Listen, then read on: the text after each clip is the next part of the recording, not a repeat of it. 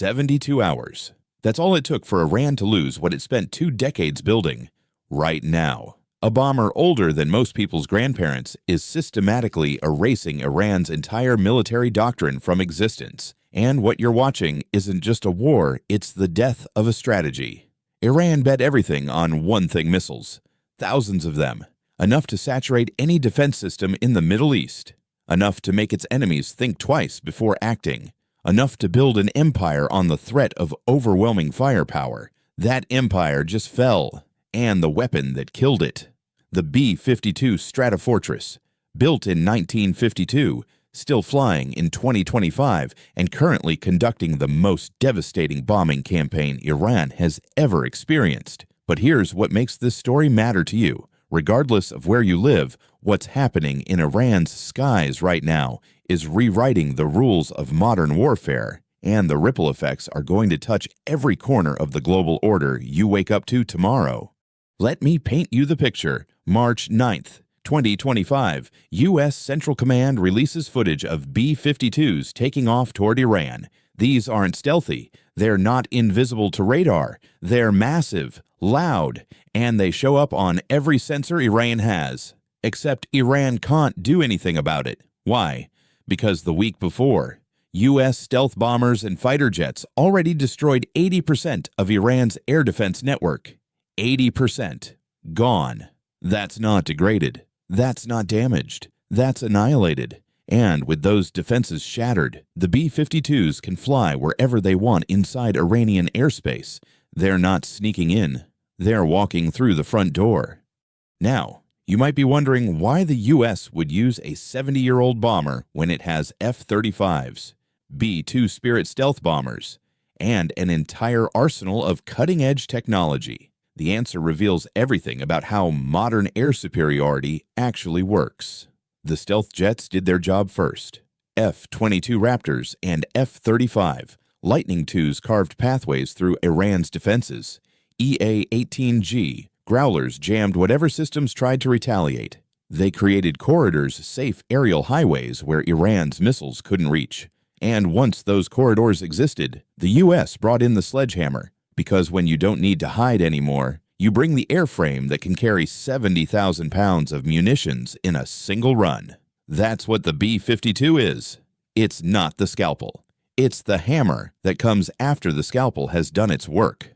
Max Afterburner, a military analyst tracking these strikes in real time, explains it perfectly. The F-22 and F-35 stealth airframes took out whatever defenses Iran had. EA-18G Growlers created safe aerial corridors inside Iran, which allow the B-52S to fly directly where they need to go. Now the B-52 Stratofortress is making its way into Iran and doing big things, hammering what's left of the missile network, hammering the production facilities. This isn't random bombing. This is surgical devastation delivered at industrial scale. The first wave of B-52s that hit Iran didn't even enter Iranian airspace. They launched from bases in the United States 30-plus hour round trips and fired AGM-158 JASSM cruise missiles from standoff distances. These are stealthy munitions. They slipped past Iran sensors, struck their targets, and by the time Iran realized what was happening, the bombers were already gone. That approach worked when Iran still had functioning air defenses. Now, the situation has evolved. The B-52s are flying inside Iran. They're releasing precision-guided munitions directly over their targets. They're loitering in Iranian airspace, waiting for the next set of coordinates to come through, and then dropping 2,000-pound JDAMs on whatever gets marked. And what are they hitting? Iran's missile infrastructure, everything. Launchers, stockpiles, production facilities, transportation tunnels. According to I-24 News, Israel estimates that 70% of Iran's missile launchers have already been destroyed. 70%. Think about what that means. Iran's entire military strategy for the last 2 decades revolved around one concept: saturation. Launch so many missiles at once that even the best defenses can't stop them all. It's a numbers game. You don't need accuracy when you have volume. Except Iran doesn't have volume anymore. The Wall Street Journal reports that Iran's ballistic missile launches dropped 90% compared to the first day of the war by March 6th. 90%. Iran went from saturation strikes to desperate potshots, from overwhelming firepower to rationing what little it has left. And here's where the strategy gets truly brilliant. The U.S. isn't just destroying Iran's existing missiles. It's targeting the means of production. Israeli military intelligence reveals that Iran was ramping up missile manufacturing in recent months with a specific goal: build a stockpile of 8,000 ballistic missiles by 2027. 8,000. That's enough to devastate every major target in the Middle East multiple times over. That's enough to make Iran untouchable. Except now, those production facilities are getting bombed into rubble. The Israeli assessment is clear: Iran was on track to create the largest ballistic missile arsenal in the region. The B-52s are ensuring that timeline never happens.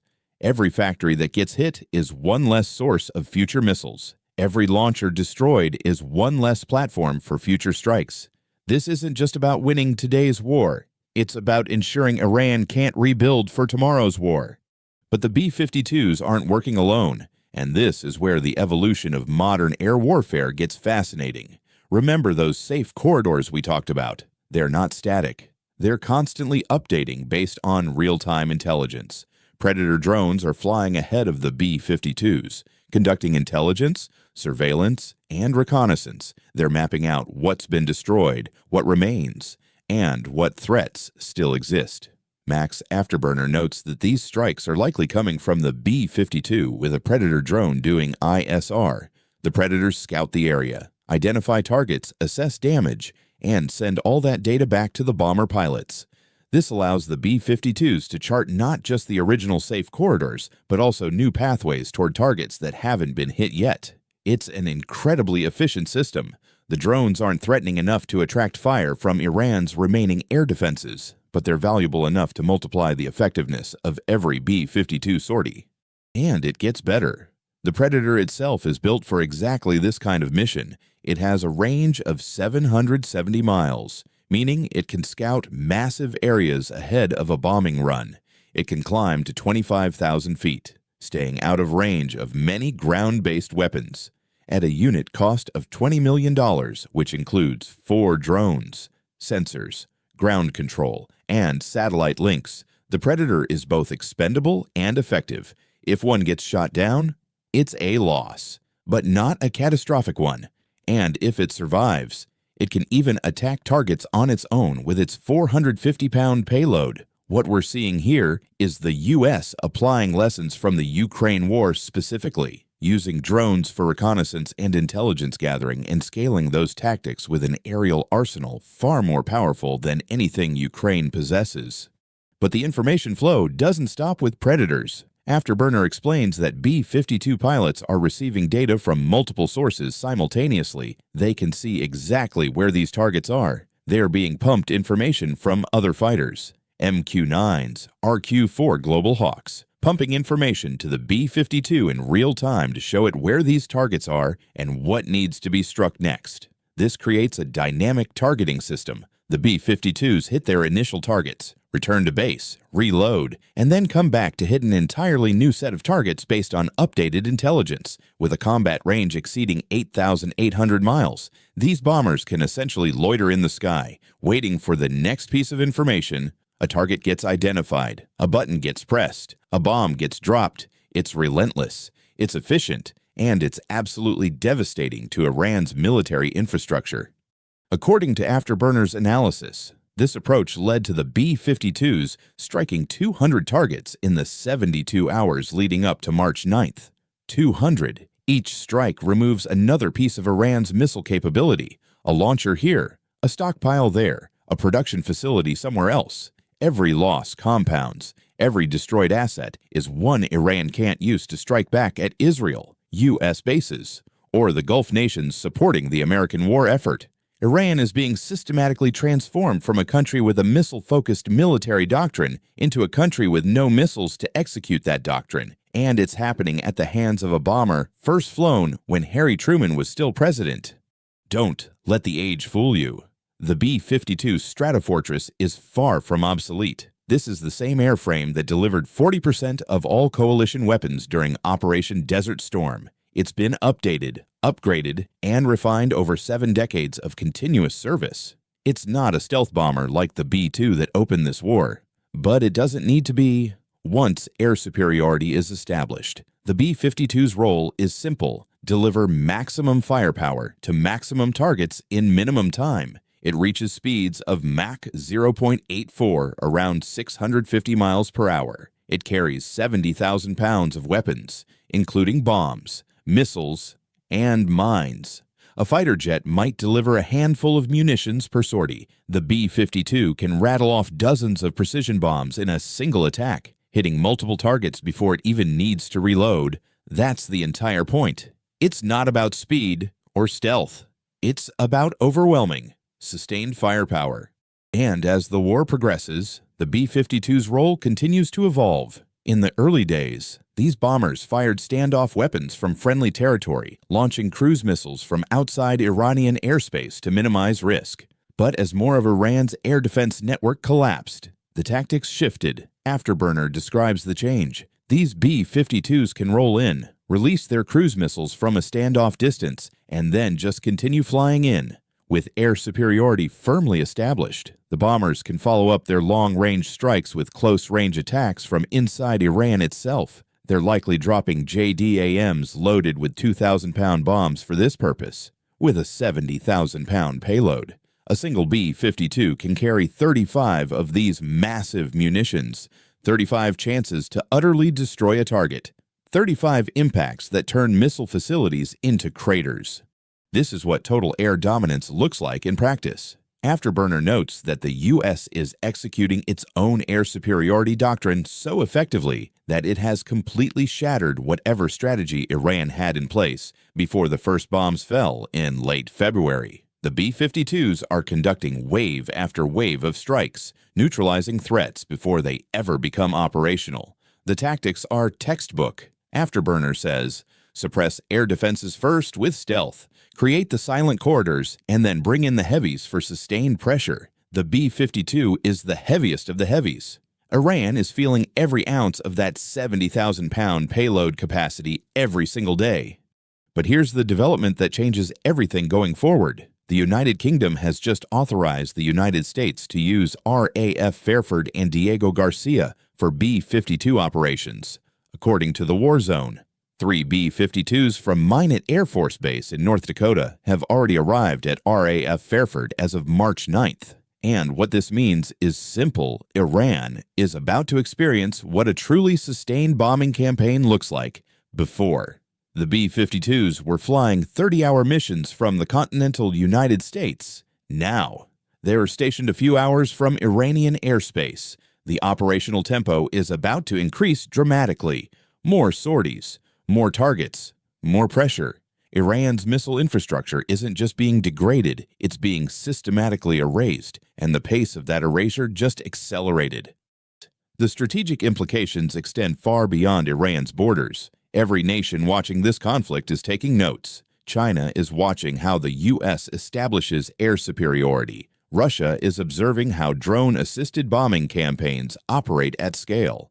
North Korea is seeing what happens when you build your entire military around missile saturation and then lose the ability to launch those missiles. The lesson is clear in modern warfare. Air superiority isn't just an advantage, it's the game. Once you lose control of your skies, everything else collapses. Your missiles don't matter if you can't protect them. Your production facilities don't matter if they can be bombed with impunity. Your strategy doesn't matter if the enemy can operate freely in your airspace. Iran bet everything on missiles. It spent 2 decades and billions of dollars building a doctrine based on overwhelming volume. It planned to have 8,000 ballistic missiles by 2027. It built underground facilities, mobile launchers, and hardened production sites. It created a military strategy designed to make any potential enemy think twice before attacking. And in 72 hours, a bomber designed before color television became common destroyed that entire framework. The B-52 Stratofortress old, loud, visible has become the instrument of Iran's strategic collapse, not because it's advanced, but because it doesn't need to be. When you control the skies, age doesn't matter, stealth doesn't matter. All that matters is how much firepower you can deliver, and the B-52 delivers more than almost anything else in existence. Right now, Iranian military planners are facing an impossible choice. They can hide their remaining missiles and preserve them, but then they can't use them to defend against future strikes. Or they can launch what they have left and watch their stockpile dwindle with every shot, knowing that the production facilities that would replace those missiles are getting bombed into dust. Either way, Iran loses. The missile empire is dead. The only question now is how long it takes for Iran to fully realize it. And with B-52s now stationed in the UK, with sustained pressure increasing by the day, with every launcher and factory systematically targeted, that realization is coming faster than Tehran ever imagined.